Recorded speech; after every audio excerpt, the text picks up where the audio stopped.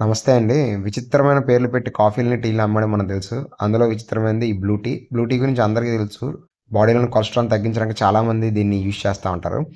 Blue tea అంటే ఏం కాదండి. నేను దీంట్లో ఎక్స్‌పీరియన్స్ చేశాను ఈ ఫ్లైట్‌లో.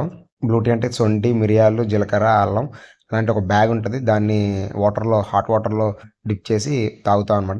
తాగుతున్నప్పుడు దాని ఫీలింగ్ అనేది మనకు తెలుస్తది. ఇంట్లో మన అమ్మ గాని, మన గ్రాండ్ పేరెంట్స్ గాని ఇలాంటి కషాయాలు ఇస్తా ఉంటే మనం దాన్ని తాగమనమాట. నా భాషలో చెప్పాలంటే కలర్‌గా ఉంటే కషాయం.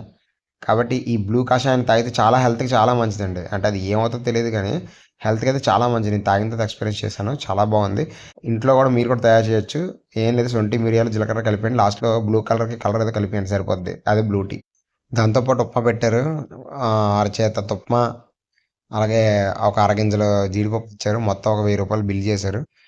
అదే టీ మన ఇంట్లో చేస్తే రూపాయి, రూ. 2 సరిపోతది. కాబట్టి జాగ్రత్తగా చూసుకొని కొనిస్తానండి.